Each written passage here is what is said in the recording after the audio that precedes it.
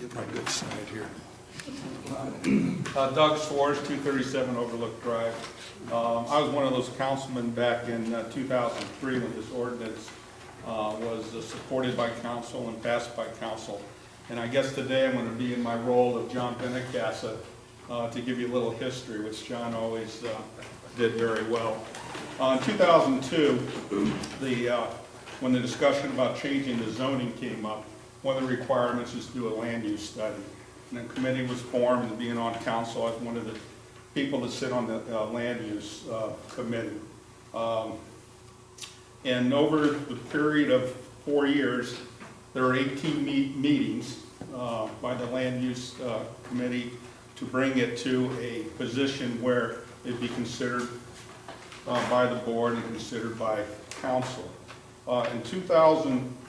In 2007, on a paper, January 2007, the Planning, Zoning, and Housing Committee of Alliance City Council, Chairman Warren Price, Sue Ryan, a member, and Phyllis Phillips, a member, gave a chairman's status report of the proposed zoning ordinance before it was voted upon. In that meeting, or in that proposed ordinance, it recapped why are we going through this, and it was said we need a new ordinance. Current ordinance is old, it's too rigid, based on 60s planning, and too much rental housing. It also went on to say the comprehensive land use plan research process demonstrated a lack of need for additional multifamily housing. Percentage of rental housing in Alliance exceeds 40%. This was viewed as undesirable. As pointed out by Councilman Klein, it's roughly 47% now. It was 47% then. I never considered when I was on council passing this to unrelated people that it was a rental ordinance. I considered it was a single-family residence to guarantee citizens if they bought a home in an R1 district that they could live there confident that it is a R1 area with other single-family home owners. It does not prevent rental, but rental, you can rent it to a family as outlined. You can rent your home to a single person or two people, but its purpose was to preserve the single family, the value of the area that you moved in.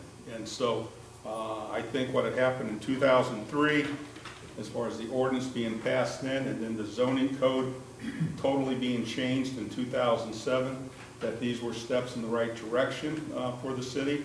And if you look at any census, you go back to 2010 census, and you look at the statistics in the city of Alliance compared to county and compared to state, we do have some, do have some issues regarding how many rentals we have and many other things as far as property or home ownership.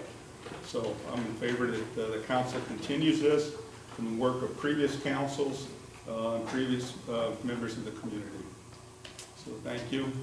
Thank you. Anybody have any questions for Mr. Schwartz? Okay, thank you. I'm sorry, Sue. Mr. Schwartz, how was it determined that 2 would be the maximum number? I mean, was there ever any discussion about having, since most homes are 3 bedrooms, did that ever? No, I'll refer to another gentleman who will talk, Councilman Hoagline, who sponsored the bill that I helped shepherd through, but that's based upon other communities at the time and looking at other, cities, and that's how that was determined in my mind, but he might have a different reason.